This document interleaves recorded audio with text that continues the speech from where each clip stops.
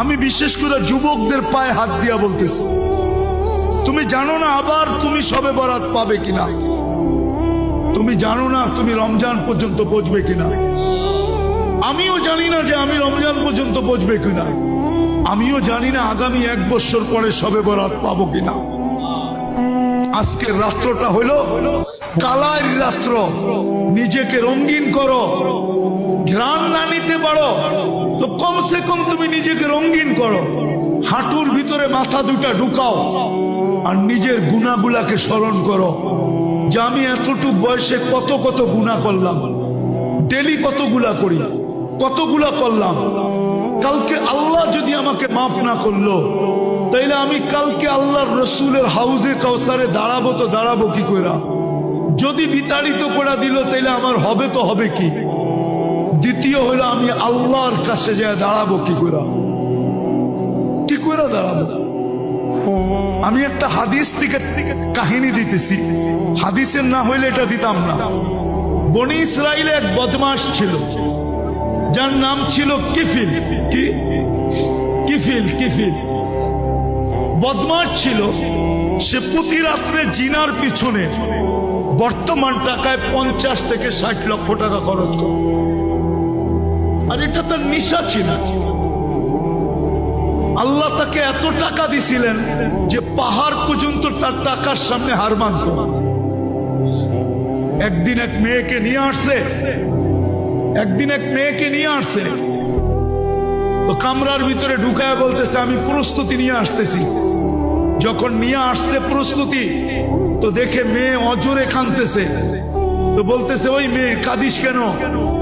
আমি তো তোকে টাকা দিয়ে নিয়ে আসলাম, তুই নিজেই আমার হাতে ধরা দিলি, আমি তো তোকে জোর করে আনি নাই। তো মেয়ে বলতেছিল শোন কিফিল, আমি বাজারি মেয়ে না, আর এটা আমার পেশাও না, যে কোনো বিপদের কারণে আমি তোর হাতে ধরা দিতে বাধ্য হয়েছি। কিন্তু কাঁদি কেন জানিস? কালকে এই চেহারাটা আল্লাহকে কি করে দেখাবো। এতটুকু কথা তীর মারলে মনে হয় কিফিলের দিলে এত জোরে লাগতো না।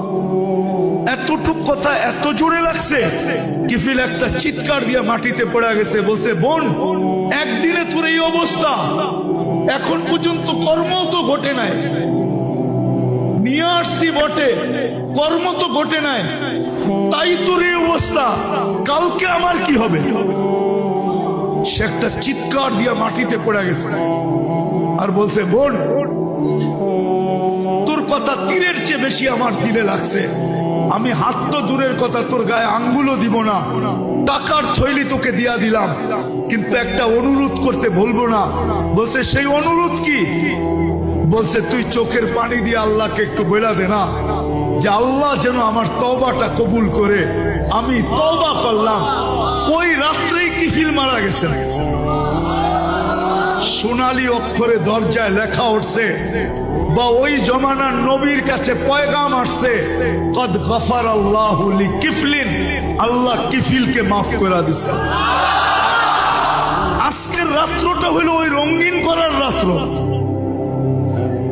নিজেকে রঙিন করার। কসম খোদা, হাঁটুর ভিতরে মাথা ঢুকাও আর ভাবতে থাকো কতটুকু গুনাহ হলো।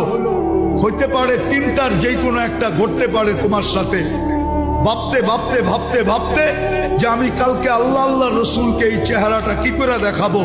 হইতে পারে তোমার অগোচরে এখানে একটু পানিও জমতে পারে, হতে পারে তোমার অগোচরে 1 ফোঁটা পানি গাল পর্যন্ত আসতে পারে, হতে পারে তোমার ভিতর থেকে একটা চিৎকার বাহির হতে পারে যে আল্লাহ, আয় আল্লাহ, বরকতের রাত্রি, রহমতের রাত্রি, 13 নাম বিশিষ্ট রাত্রি, আয় আল্লাহ, আয় আল্লাহ, আপনি আমাকে মাফ